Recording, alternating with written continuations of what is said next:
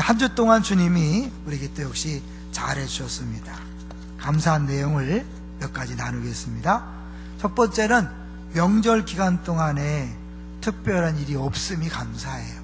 이제 부교육자들도 다 고향을 찾아가는데 장례가 나거나 어려운 일이 생기면 또 어렵잖아요. 근데 하나님께서 특별한 일이 없어서 명절 기간 동안 모든 교육자들이 더 잘 쉴 수 있어서 감사하고요.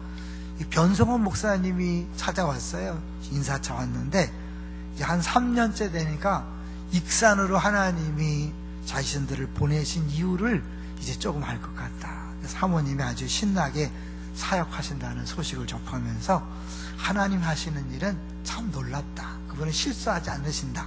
라는 것들을 다시 한번 경험할 수 있어서 감사했습니다. 두 번째로는 지난번 우리 아시는 것처럼 주차 스티커가 발표돼서 많은 분들이 어려움을 겪었는데요. 이제 한 40분이 스티커를 발표받았는데 31분은 완전히 해결됐어요. 우리 집사님 한 분이 이제 민원을 넣고 전화해서 완전 해결됐는데 한 10분 정도가 문자를 보내는데도 확인이 안 돼서 그 스티커를 안 가져오신 분들은 어떻게 해결했는지 모르겠어요. 근데 일단 교회로 가져오신 분들은 다 해결돼서 참 감사한데요. 그 시청에서도 애로사항이 있더라고요. 5단지에 어떤 사람이 계속 민원을 넣는데요. 근데 민원을 넣으면 안 나올 수 없는데 나와서 차가 이 코너에 세워지고 건널목에 세워지면 안 된답니다. 그건 법규 위반이라서 안산시가 토요일 주일을 이 도로변 주차를 허용했어요. 근데 허용했지만 이 코너하고 코너 위험하잖아요. 이 건널목에 세우시면 안 된대요. 그걸 세워놓으면 단속을 안 할 수가 없다는 거예요. 거기 안 세워놓으면 민원이 들어왔다가도 그냥 돌아갈 수 있는데 거기 세워놨으면 어쩔 수 없이 스티커를 발부한대요. 여러분 급하다고 거기 세우시면 안 돼요. 왜냐면 여러분이 그거 세우시기 때문에 다른 사람까지 다 스티커를 발부하거든요. 그러니까 급해도 코너에는 세우지 마시고 건너목에 세우지 마세요. 도와주세요. 조금만 더 걸어주세요. 어차피 우리가 이웃과 열방을 섬기는 교회잖아요. 조금 떨어져서 세워주시면 될 것 같아요. 아시겠죠? 더 이상 큰 일이 벌어지지 않도록 협조해 주시면 감사하겠습니다. 절대 하지 마세요. 하여튼 해결돼서 감사하고요. 세 번째로는 요한계시록 뮤지컬이 있어요. 요한계시록을 뮤지컬로 만든 게 있었는데 그거를 이제 우리 곽수왕 목사님이 섬겨주셔서 봤어요. 너무 좋더라고요. 너무 재밌고 요한계시록이 무거운 게 아니에요. 너무너무 재밌게 했으면서 또 감동이 있어서 계속 눈물이 나는 거예요. 그러면서 그 성령님이 우리와 함께 하시는 것이 너무 피부로 와닿아서 너무 좋았어요. 여러분 기회 되시면 꼭 보세요. 요한계시록 뮤지컬 꼭 보시면 좋겠어요. 근데 거기서 보면 이제 성령님, 이제 파라클레이토스라는 성령님이 이제 파라라는 이름으로 나와서 계속해서 그 주인공과 함께하는 모습을 보면서 하나님의 우리에 대한 그 사랑을 경험할 수 있어서 너무 감사했고, 저는 이제 목사로서 어떻게 설교할 것인가, 어떻게 목회할 것인가도 한번 생각해보는 좋은 기회가 됐어요. 정말 감사합니다. 자, 이제 제목을 한번 보겠습니다. 오늘 제목이 뭡니까? 주와 함께 걷는 이 길. 주와 함께 걷는 이 길입니다.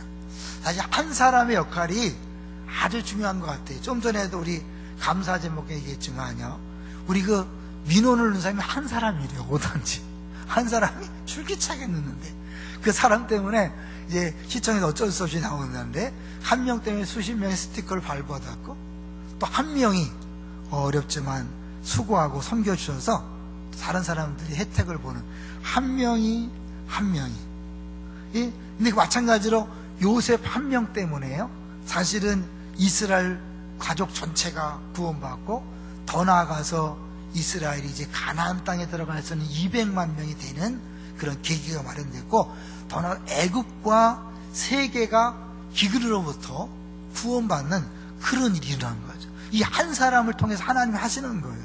근데 하나님이 그 엄청난 일을 한 사람을 통해 하시니까 이들이 생각할 때 상상이 안 되는 거예요. 그림이 안 보이는 거예요. 왜요? 어떻게 한 사람을 통해 그렇게 엄청난 일을 할까? 근데 하나님은 그렇게 하신다는 거죠. 우리 한 사람을 통해서도 하나님이 하시는 일이 놀라운 줄로 믿습니다. 여러분 개인이 아니에요. 여러분을 통한 여러분 가족에 대한 것, 가문에 대한 것, 회사에 대한 것, 더 나아가서 여러분 한 사람 때문에 안산이, 우리 나라가, 세계가 변화될 수 있는 거죠. 동의하시나요? 왜? 주님은 그렇게 하시는 분이에요. 자, 그런데요, 그러기 때문에, 그렇게 엄청난 일을 하나님께서 우리를 통해 하시기 때문에 우리의 길이 때론 너무 힘들고 어렵게 보일 때가 있어요. 이런 노래 있죠? 하나님은 실수하지 않으신다네. 이제 좀 우리가 좀 이따가 황금성으로 부를 텐데요. 내가 걷는 이 길이 혹 굽어도는 수가 있어도 내 심장이 울렁이고 가슴 아파도. 이번 명절에도 가슴 아픈 분 많이 있었죠? 명절에 가족 만나는 게 행복이 아니라 애들 때문에, 부모 때문에, 일가 친척 때문에 더 힘든 경우도 있을 거예요.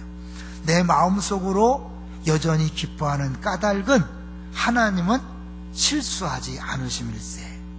내가 세운 계획이 혹 빗나갈지 모르며 나의 희망 덧없이 쓰러질 수 있지만, 중요한 거예요. 내가 세운 계획대로 안 되는 거예요. 나 여전히 인도하시는 주님을 신뢰하는 까닭은 주께서 내가 가야 할 길을 잘 아심일세. 내가 가는 길을 오직 그가 아시나니. 어두운 밤 어둠이 깊어 날이 다시는 밝지 않을 것 같아 보여도, 너무 깜깜해서 밝은 날이 안 올 것 같아요. 내 신앙 부여잡고 주님께 모든 것 맡기리니 하나님을 내가 믿음일세. 지금은 볼 수 없는 것 너무 많아서 너무 멀리 가물가물 아른거려도 운명이여 오라, 나 두려워 아니하리, 만사를 주님께 내어 맡기리. 차츰차츰 안개는 걷히고 하나님 지으신 빛이 뚜렷이 보이리라. 가는 길이 온통 어둡게만 보여도 하나님은 실수하지 않으신다네. 지금은 깜깜하지만 하나님께서 그 안개를 거치고 이제 분명한 그림을 보여줄 때가 있다는 거죠. 오늘 주인공 야곱의 일생을 돌아보면 얼마나 어렵고 힘들었어요. 요셉의 일생을 보면 얼마나 어렵고 힘들었어요. 이제 근데 그림이 명확하게 보이는 때가 온 거죠. 요셉이 총리가 되고, 이제 그 요셉이 자기 아버지를 초청하기 위해서 애굽에서 최고 가는 수레, 오늘날 말하면 최고의 승용차를 보내는 거죠. 캐딜락, 벤츠, 애굽의 최고의 수레를 보내서 아버지 보고 올라오라고 합니다. 죽은 줄 알았던 요셉이 살아있다 그래. 그 요셉이 수레를 보냈다 그래. 보통 수레일까요? 삐까번쩍한, 정말 누가 봐도 최고급의 그런 승용차를 보냈잖아요. 신나서 이제 가겠다. 그런데 그렇게 신나서 가는 야곱이 조금 이상해 보이는 모습이 보입니다. 이제 오늘 본문이 신나서 갈 줄 알았는데 조금 머뭇거려요. 자, 1절 보겠습니다. 46장 1절을 보겠습니다. 1절 시작. 이스라엘이 모든 소유를 이끌고 떠나 부엘세바에 이르러 그의 아버지 이삭의 하나님께 희생제사를 드리니. 부엘세바에 이르러서 아버지 이삭의 하나님께 희생제사를 드리니, 뭐 어떻게 보면 너무 자연스럽고 당연하고 좋은 일처럼 보이지만 원문상으로 볼 때 희생제사를 드린다 그럴 때 많은 희생물을 드렸다, 간절한 마음으로 여러 번 희생제사를 드렸다고 짐작할 수 있는 부분이에요. 그러면 왜 이 야곱은 그 가다가, 신나게 가다가 왜 멈춰서 제사를 드렸을까요? 하나님 말씀하신 내용을 보면 야곱이 지금 어떤 심정인지 알 수 있는 거예요. 자, 2, 3절을 볼게요. 2절과 3절 시작. 그 밤에 하나님이 이상 중에 이스라엘에게 나타나 이르시되 야곱아 야곱아 하시는지라. 야곱이 이르되 내가 여기 있나이다 하매. 3절 하나님이 이르시되 나는 하나님이라 내 아버지의 하나님이니 애굽으로 내려가기를 두려워하지 말라. 내가 거기서로 큰 민족을 이루게 하리라. 하나님 말씀하죠. 애굽으로 내려가기를 두려워하지 말라. 지금 야곱은 뭐하고 있다는 거예요? 애굽으로 내려가는 것을 두려워하고 있는 거예요. 분명히 요셉이 애굽의 총리가 되고 출세하고 잘 돼서 자기를 불렀기 때문에 신나게 가야 하지만 그런데 한편 야곱의 마음속에는 두려움이 있었던 거예요. 왜 두려웠을까요? 왜 두려웠을까요? 애굽은 아브라함 때, 이삭 때 내려가지 말라고 한 곳이었어요. 아브라함이 기근을 피해 애굽으로 내려갔다가 아내를 빼앗길 뻔했죠. 하나님이 극적인 개입을 해서 괜찮았지만 하나님 원하지 않는 일이었어요. 이삭도 기근을 만나서 내려가려고 그럴 때 하나님이 내려가지 마! 그래서 결국 가나안 끝인 블레셋 땅에 머물렀다가 그 땅에서 농사하여 100배를 얻었다 그랬잖아요. 결국 아브라함 때도 가지 말라 그랬고 이삭 때도 가지 말라고 했던 곳이 애굽 땅이에요. 왜? 애굽은 세상을 상징하는 곳이거든요. 믿음의 땅인 가나안이 아니라 편하게 인간적인 방법으로 살 수 있는 애굽을 가지 말라 그런 거예요. 근데 지금 어디로 가는 길이에요? 자기 아들을 만나기 위해서 애굽을 가야 하는데 그게 마음에 걸리는 거죠. 애굽 가지 말아야 되는데. 근데요, 여기서 이 야곱이 얼마나 믿음이 성숙했는가를 보여주는 거예요. 야곱은 어떤 사람이에요? 자기가 원하는 걸 위해서는 수단과 방법을 가리지 않았던 그런 사람이에요. 아버지도 속이고 형도 속이고 못할 짓 없었던 사람이에요. 그런데 어떻게 해요? 어쩌면 너무나 분명한 하나님의 인도하심처럼 보이는 그 상황 속에서도 두려워한다. 한편은 믿음이 성장하면서 이제 조심하는 거예요. 내가 상황이 좋다고 모든 것이 잘 풀린다고 막 가는 것이 아니라 하나님이 정말 원하시는가, 이걸 한번 생각해 보는 거죠. 하나님이 원하시지 않으면 어떡하지? 이렇게 한번 두려워하는 거. 여러분, 이게 믿음이 성장한 증거예요. 애들은요, 거침없이 말해요. 함부로 행동해요. 함부로 나서요. 그런데 어른이 될수록, 믿음이 수준 높을수록 기도가 달라지죠. 말하는 게 달라지죠. 행동이 달라지죠. 함부로 말하지 않아요. 함부로 행동하지 않아요. 야곱이 그런 거예요. 그게 어때요? 가다가 이 부엘세바는 특별한 장소거든요. 아브라함도 제사를 지냈고 이삭도 제사를 지낸 곳이에요. 근데 거기나 여기는 뭐냐면 부엘세바는 가나안의 끝이에요. 가나안 끝. 그래서 여러분 성경에 보면 단에서 부엘세바까지, 남과 북을 얘기할 때 단에서 부엘세바까지 이렇게 얘기하잖아요. 그러니까 결국 가나안 끝에서 마지막으로 망설이는 거죠. 그리고 하나님 앞에 제사를 드립니다. 사실 야곱은요, 먼저 제사를 드리는 사람이 아니었어요. 사실 이 밤에 하나님이 나타나는데, 이 밤하면 기억나는 게 두 개의 밤이 있죠. 야곱에게. 어떤 밤에? 베델의 밤, 또 하나는 야복강가의 밤. 근데 그 밤에는 다 하나님 먼저 나타났어요. 야곱이 제사를 드린 게 아니에요. 하나님 먼저 나타나서 그에게 말씀하셨어요. 여기는 어떻게 해요? 먼저 제사를 드리고 그때 하나님이 나타나셔서 말씀하는 거예요. 달라졌죠. 근데 그 말씀을 듣고 나서 이제 야곱은 어떻게 해요? 자신감이 생긴 거예요. 두려움을 떨쳐버린 거예요. 그래서 하나님 말씀을 듣는 게 필요하고 하나님 말씀을 듣는 자리가 필요한 거예요. 여러분, 40일 특세를 왜 할까요? 하나님 말씀을 듣는 자리예요. 우리가 신앙생활 하지만 분명히 하나님이 함께 하시지만 자꾸 잊어버려요. 상황이 어렵고 힘들 때 우리는 상황보다가 두려워요. 열심히 기도하고 하지만 불안해요. 정말 이 길이 맞는 걸까? 그럴 때 하나님이 말씀하시는 걸 들어야 돼요. 야곱이 두려웠잖아요. 이건 분명히 하나님께서 원하시는 길이었어요. 그런데 두려웠잖아요. 왜 두려웠을까요?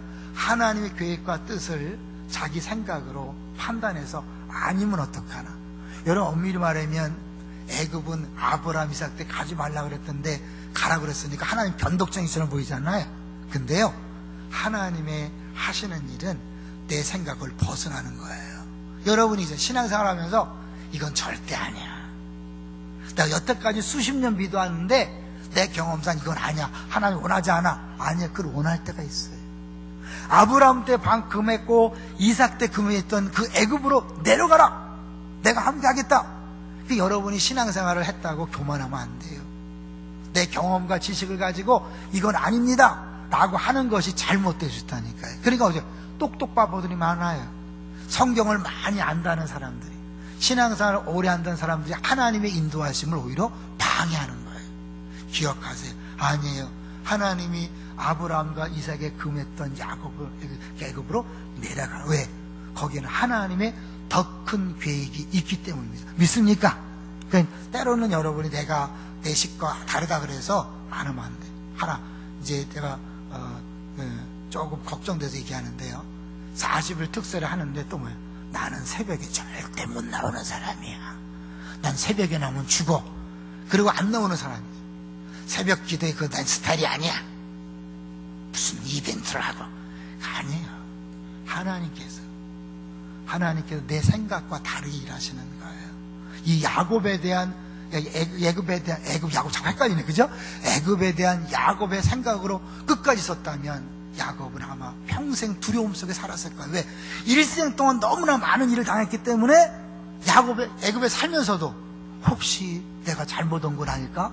그런 두려움 살았을 거예요. 근데 오늘 어때요? 하나님이 분명하게 내려가! 내가 함께 할 거야! 큰 민족을 이겨 할 것이가 그런 약속을 들었기 때문에 어때요? 자신만만한 거예요. 그래서요 1절에서의 떠나와 5절에 떠날세가 너무 다른 단어예요. 여러분 1절도 떠나요, 5절도 떠날세예요.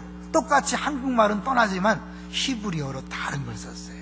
성경이 이렇게 재밌어요. 5절 1절에 떠난다는 단어는 나싸, 그래서 그냥 보통 떠나는 거예요. 그런데 5절에 쓰인 히브리어는 약함. 그래서 이거는 뭐냐면 일어나다, 견고히 서다. 그전엔 쭈삣쭈삣하고 가긴 가고 싶지만 두려운 마음속에서 주저주저했다면 이 5절은 뭐예요? 마음의 담대함을 가지고 벌떡 일어나서 단단히 마음 먹고 가는 거죠. 자신만만한 모습이 보여지는 거죠. 어떻게 가능했을까요? 네, 하나님의 음성을 들었기 때문에 그래요. 하나님을 만났기 때문에 야곱은 이제 뭐예요? 두려워하지 않고 애굽으로 간 거죠. 그러면 애굽으로 왜 가야 되는 거죠? 이 야곱이 왜 애굽으로 가야 되는 거예요? 하나님께서 왜 아브라함과 이삭에 금했던 애굽으로 왜 가라 그런 거예요? 왜? 애굽에 가야만 이 큰 민족이 이루어질 수 있기 때문에 그래요. 생각해보세요. 왜 꼭 애굽에 가야 할까요? 엄밀히 말하면 우리가 가기 싫어하는 것, 신앙적으로 어쩌면 거부감을 느끼는 곳이 애굽이에요. 여러분 인생에도 애굽 같은 곳이 있었을 거예요. 가고 싶지 않았어요. 정말 가고 싶지 않은 것, 마음에 안 드는 것. 그렇지만 하나님께서 그곳에 보내셔서 우리를, 이스라엘 백성을 200만을 만드는 거예요. 왜요? 200만이 만들기 위해서는 전쟁이 없어야 돼요. 공격을 받지 않아야 돼요. 그럼 어떻게? 애굽이라는 가장 큰 나라의 보호를 받기 위해서는 애굽 안으로 들어가야 돼요. 대신에 하나님께서 고센 땅을 딱 준비해 놨어요.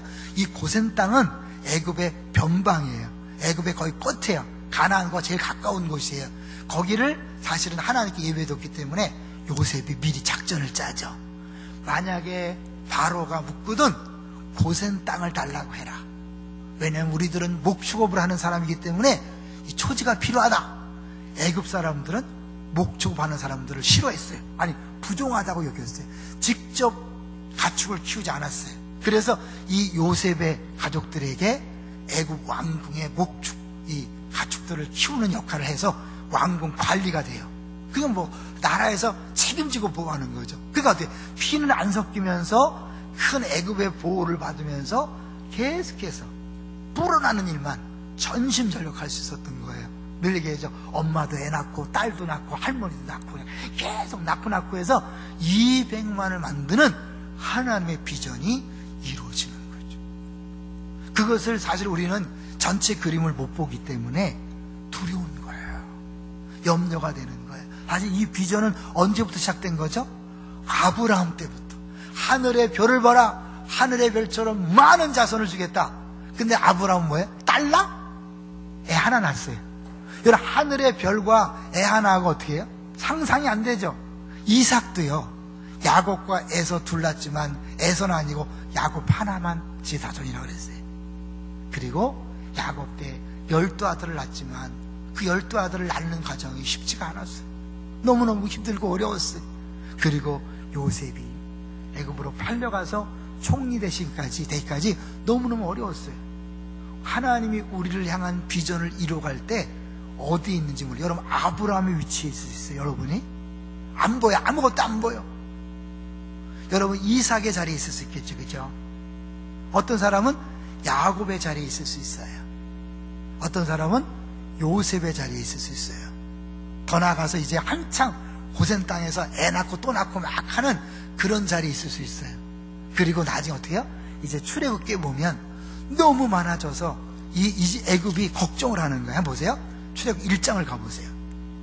1장 7절 한번 보겠습니다. 1장 7절 시작.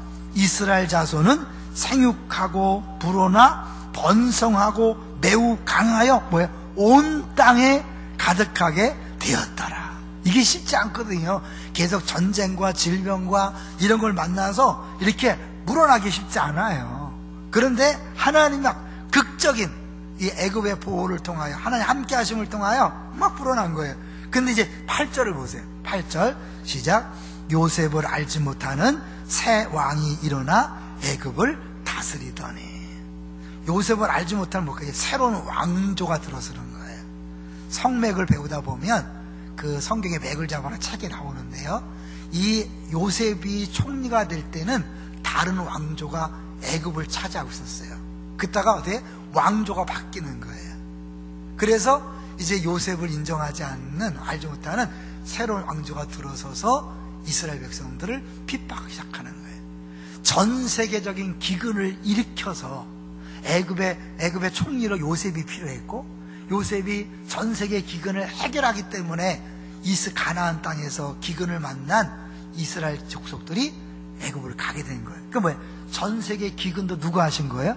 하나님이 하신 거죠. 여기 새 왕조를 세우는 것도 하나님이 하시는 일이에요. 그러니까 세계의 모든 역사, 정치, 경제, 문화, 하다못해 천재지변까지도 하나님 손에 달려있음을 믿습니다. 그 모든 것들은 하나님의 비전을 이루기 위해서 하나님이 다 도구로 쓰는 거예요.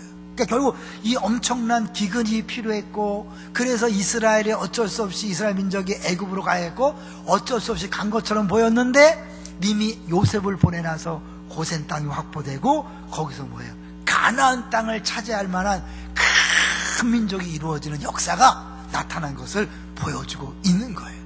우리에게 어떤 의미일까요? 여러분, 우리에게도 하나님께서 한 사람 한 사람에게 비전을 갖고 계셔요. 근데 그 비전은 때로 내 개인이 아니에요. 나와 내 자녀와 손자와 손녀와 그 다음 때, 심지어 4대, 400년 동안, 430년 동안 진행되는 비전인 거예요. 여러분이 안산에 온 것, 기쁨의 동산교회 온 것은 여러분 개인만을 위한 게 아니에요. 여러분 자녀들을 위한 계획이 있어요.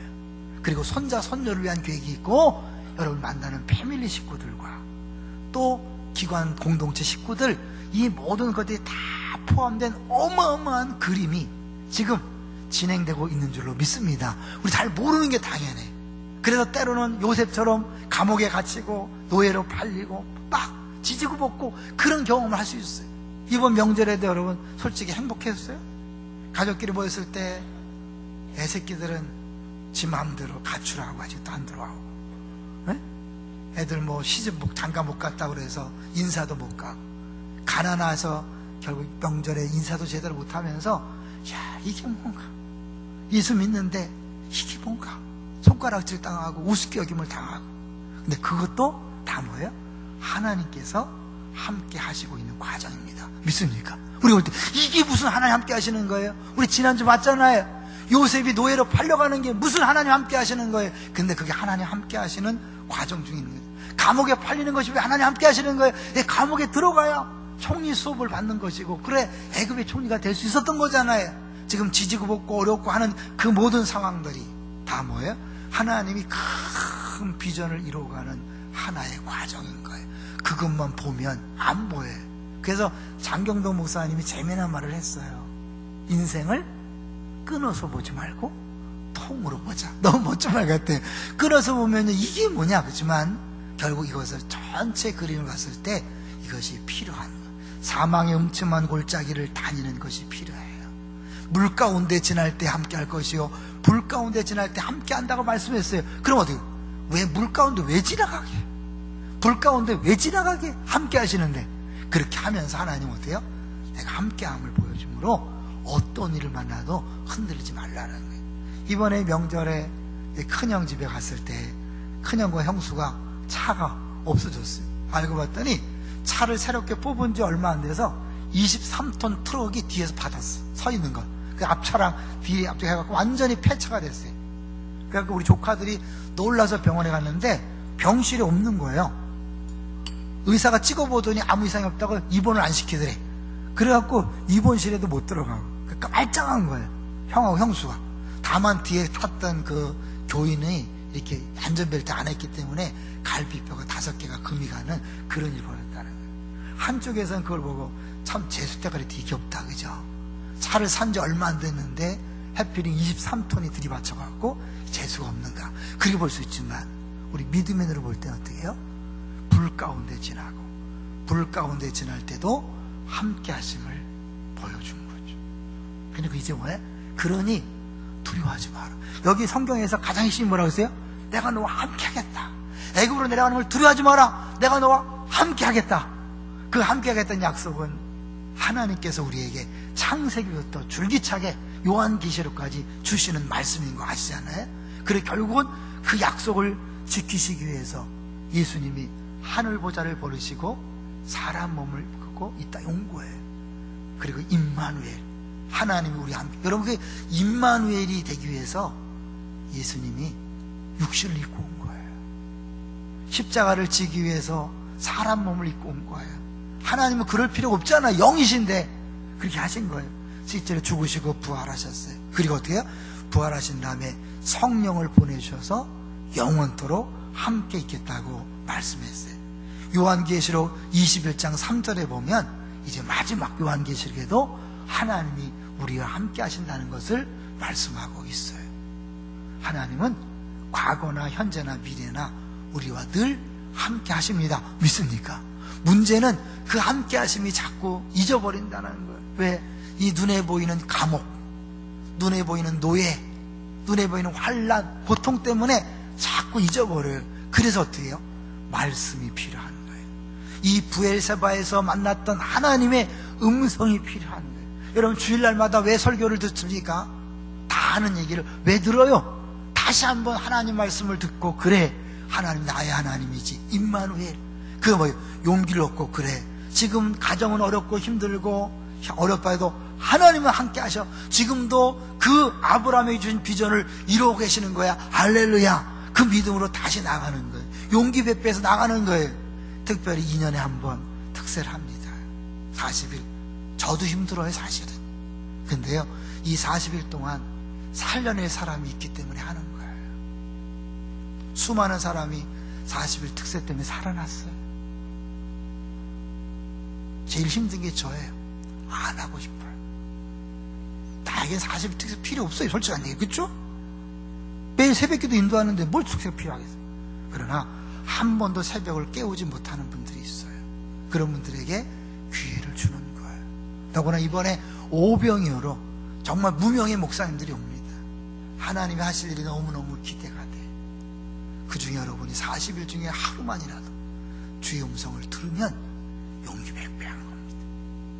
자신감을 가지고, 그래, 이젠 배가 병들었어도, 가난해도, 집안이 풍지박산이 났어도 두려워하지 않고 뚜벅뚜벅 일어나 걸어갈 수 있는 겁니다. 자, 이제 우리 잘하는 영상을 하나 보려고 그래요. 늘 말로만 얘기했기 때문에 영상을 보면서 여러분, 저 순간 내가 어떤 때 저 순간이었는지 한번 확인해 보세요. 모래 위에 발자국이라는 영상에 한번 보여주세요.